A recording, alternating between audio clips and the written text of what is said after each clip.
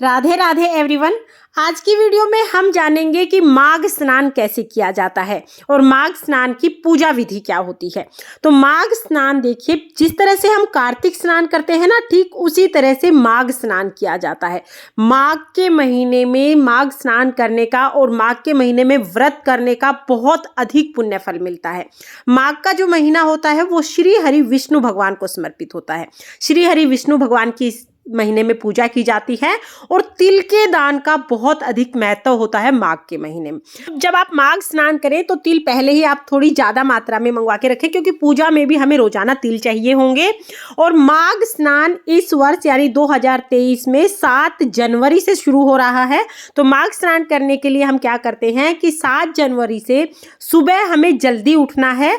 सुबह जल्दी उठकर 5 से 6 बजे तक हमें स्नान कर लेना है। तो कोशिश करें कि 6 बजे से पहले पहले आप ये स्नान कर लें।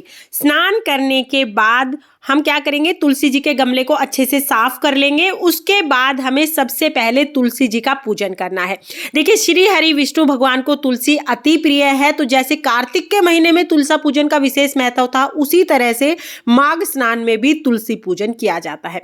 तो देखिए, स्नान करने के बाद हम तुलसी जी में जल सींच देंगे। और सर्दियों का समय है तो बहुत ज्यादा जल हमें नहीं सींचना है, थोड़ा थोड़ा जल हम तुलसी जी में सींचेंगे जितनी जरूरत है, क्योंकि ज्यादा जल सींचने से सर्दी की वजह से तुलसा खराब हो जाती है। तो थोड़ा थोड़ा हम जल सींच देंगे। उसके बाद हमें माघ स्नान की जो पूजा है वो तुलसा जी के नीचे बैठ के ही करनी चाहिए। तो तुलसा के गमले के पास ही बैठ के हम ये पूजन करेंगे।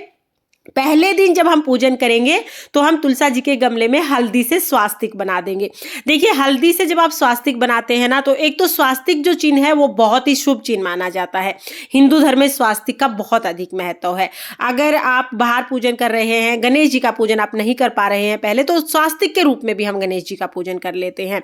और साथ ही अगर आप हल्दी से स्वास्तिक बना रहे हैं तो इसमें अगर तुलसा जी के गमले में कोई कीट पतंगे होंगे, कोई भी कीड़ा लग गया होगा, तो वो सब इससे साफ हो जाएंगे, वो सभी इससे खत्म हो जाएंगे, क्योंकि जो हल्दी होती है ना, इसमें औषधीय गुण होते हैं।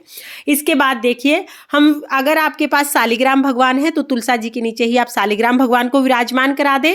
और अगर आप लड्डू गोपाल जी की सेवा करते हैं तो लड्डू गोपाल जी को भी आप माघ स्नान की पूजा में जरूर शामिल करें। तो देखिए, हमारे छोटे से लड्डू गोपाल भी नहा धो के तैयार होके आ गए हैं पूजा के लिए। तो यहाँ पर हमने लड्डू गोपाल जी को विराजमान कर दिया है। और अगर आपकी तुलसी का गमला छोटा है ना, तो आप गमले के नीचे विराजमान कर सकते हैं लड्डू गोपाल जी को। लेकिन मेरी जो तुलसा है उसका गमला काफी बड़ा है, तो गमले में ही लड्डू गोपाल जी आ गए हैं। इसके बाद देखिए, तिल हमें जरूर लेने हैं माघ स्नान की पूजा में। तिल हमें स्वास्तिक पर थोड़े तिल रख देंगे। उसके बाद हम घी का दिया जलाएंगे। आप चाहें तो आप देसी घी का दिया जला सकते हैं, या फिर आप तिल के तेल का भी दिया जला सकते हैं। जैसे कि मैंने आपको बताया कि पूरे माघ के महीने में पूजा में तिल का उपयोग करना बहुत फलदायी है। तो आप तिल के तेल का दिया भी रोजाना पूजा में सुबह जला सकते हैं। दिया जलाने के बाद देखिए, मैंने जो लड्डू गोपाल जी उनको आसन पर बिठाया है। कहीं आपको लगे कि मैंने सीधा गमले में लड्डू गोपाल जी को बिठा दिया है। सर्दी का समय है तो अच्छे से आसन लगा के गद्दा वद्दा बिछा के लड्डू गोपाल जी यहाँ पर बैठे हुए हैं। और जैसे कि मैंने आपको बताया, अगर गमले में जगह नहीं है तो नीचे भी आप आसन लगा के, गमले के नीचे चौकी वगैरह लगा के अपने लड्डू गोपाल जी को वहां पर बिठा सकते हैं। क्योंकि लड्डू गोपाल जी जो है वो श्री हरि विष्णु भगवान का ही स्वरूप है, तो इनका पूजन भी हमें माघ के महीने में जरूर करना चाहिए। अब देखिए, पहले दिन जब आप पूजा करेंगे तो शालिग्राम भगवान को आप जनेऊ समर्पित कर दें। अगर जनेऊ नहीं है तो फिर कलावे को इस तरह से देखिए 7 बार लपेट कर हम जनेऊ बना लेंगे और वो हम शालिग्राम भगवान को समर्पित कर देंगे। जनेऊ जो है वो हम पहले दिन की पूजा में समर्पित करेंगे और आखिरी दिन की जब पूजा होगी, उद्यापन होगा, उस दिन समर्पित करेंगे। बीच में हम रोजाना कलावा समर्पित कर देंगे। इसके बाद देखिए, हमने यहाँ पर शालिग्राम भगवान को स्नान करा लिया है, लड्डू गोपाल जी को भी हमने स्नान करा लिया है। और लड्डू गोपाल जी को हम, आप चाहें तो कलावा समर्पित कर सकते हैं। और वैसे हमने लड्डू गोपाल जी को वस्त्र पहना दिए हैं स्नान करने के बाद। आप अगर चाहते हैं तो फिर आप कलावा भी समर्पित कर सकते हैं। इसके बाद हम तुलसी जी में कलावा बांधेंगे। तो देखिए, इस तरह से तुलसी जी पे हम कलावा लपेट देंगे। और साथ में ही तुलसी जी को हमें चुनरी जरूर उड़ानी है। अगर आपने पहले ही नए साल पर चुनरी उड़ा दी है तो फिर आप उस चुनरी को साफ करके दोबारा उड़ा सकते हैं, या आप नई चुनरी उड़ाना चाहते हैं तो नई चुनरी भी आप तुलसी जी को जरूर उड़ा दें। सर्दियों में ध्यान रखें कि तुलसी जी को हमें चुनरी जरूर उड़ानी है ताकि उन्हें ठंड ना लगे। इसके साथ ही माघ स्नान में तुलसी जी का जब पूजन किया जाता है तो चुनरी उड़ाकर ही पूजन किया जाता है। तो चुनरी आप जरूर से उड़ा दें।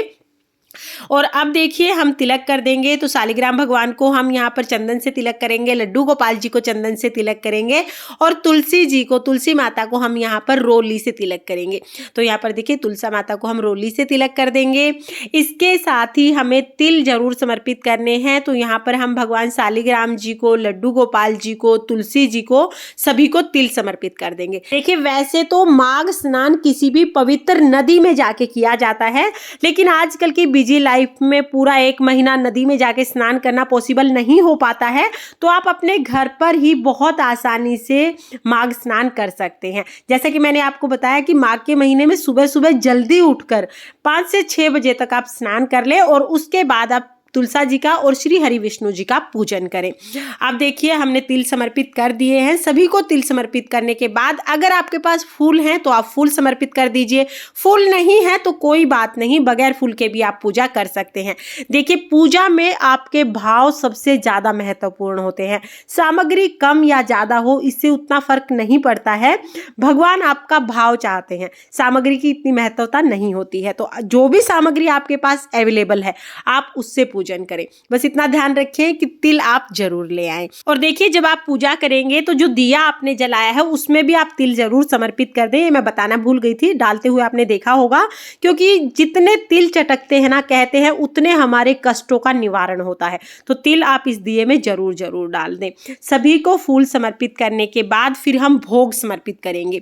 तो देखिए भोग में आप यहाँ पर मैंने गुड़ समर्पित किया है, आप गुड़ समर्पित कर सकते हैं, कोई भी फल समर्पित कर सकते हैं या कोई भी मिठाई समर्पित कर सकते हैं। देखिए अगर आप कोई भी मिठाई भोग स्वरूप समर्पित कर रहे हैं तो गमले में ना रखें, इससे क्या होता है गमले में चींटियां वगैरह लग जाती हैं। तो अलग से किसी कटोरी वगैरह में रख दें। और उसके बाद देखिए आपको दिख रहा होगा कि मैंने श्रृंगार का सामान समर्पित किया है। तो मैं जब माघ महीने में स्नान शुरू करती हूँ उसी दिन तुलसी माता को श्रृंगार का सामान समर्पित कर देती हूँ, तुलसी माता को सजा देती हूँ। देखिए आप चाहें तो माघ स्नान के पहले दिन आप तुलसी जी को श्रृंगार समर्पित कर सकते हैं, या आप चाहें तो जिस दिन माघ स्नान समाप्त होता है उस दिन उद्यापन जब आप करते हैं तब आप श्रृंगार का सामान समर्पित कर देते हैं। एक बार श्रृंगार का सामान समर्पित करना जरूरी होता है, आप अपनी सुविधा और इच्छा के अनुसार कभी भी समर्पित कर सकते हैं। इसके बाद देखिए आप भगवान विष्णु के, तुलसी माता के भजन गा सकते हैं, माघ महात्म्य का अध्याय पढ़ सकते हैं, माघ के महीने में सुनी जाने वाली कथा सुन सकते हैं। अध्याय पढ़ने के बाद, कथा सुनने के बाद फिर हम तुलसी जी की परिक्रमा करते हैं। तो यहाँ पर देखिए आप 5 परिक्रमा कर सकते हैं, 7 परिक्रमा कर सकते हैं, 11 परिक्रमा कर सकते हैं। तो यथासंभव जितनी हो उतनी आप तुलसी जी की परिक्रमा जरूर करें। पूरे माघ के महीने में जब भी आप पूजा करेंगे तब आप तुलसी जी की परिक्रमा जरूर करें। परिक्रमा करने के बाद फिर हम आरती करते हैं। तो यहाँ पर हम तुलसी जी की आरती करेंगे, भगवान विष्णु की आरती करेंगे, लड्डू गोपाल जी की आरती करेंगे। तो बहुत ही प्रेम पूर्वक हमें सुबह ये आरती करनी होती है।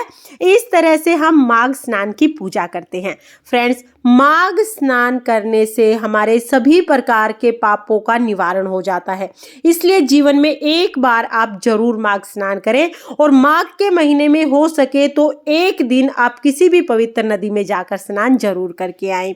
और देखिए अगर आप पूरा माघ का महीना स्नान नहीं भी कर पाते हैं तो माघ के महीने में जो विशेष दिन होते हैं, जैसे माघ के महीने में मकर संक्रांति आती है तो उस दिन आप स्नान कर सकते हैं। माघ के महीने में जो 11 आती हैं तो दोनों 11 जो होती है उस दिन आप स्नान कर सकते हैं।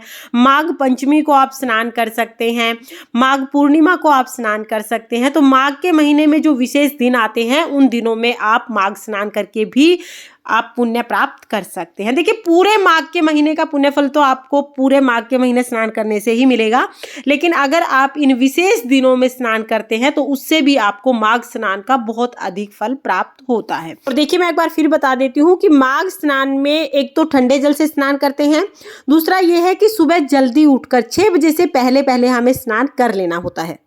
अगर आप माघ स्नान कर रहे हैं तो माघ के महीने में शाम के समय भी आप तुलसी जी के सामने एक दिया जरूर जरूर जला दें। सुबह और शाम दोनों समय हमें तुलसी जी का पूजन करना है और तुलसी जी में दिया जलाना है। इस तरह से हम माघ स्नान करते हैं।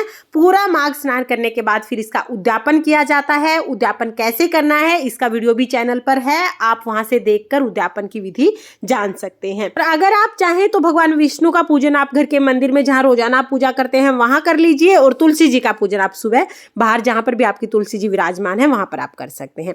जो श्रृंगार का सामान मैंने चढ़ाया था ये मैं दान कर दूंगी, आप चाहे तो आज ही आप इसे दान कर सकते हैं, या जब माघ स्नान पूरा हो जाए तब आप इसे दान कर सकते हैं। जो भी प्रसाद आप चढ़ाएंगे वो सभी को आप बांट देंगे। तो इस तरह से हमें माघ स्नान करना है और माघ स्नान का पूजन करना है।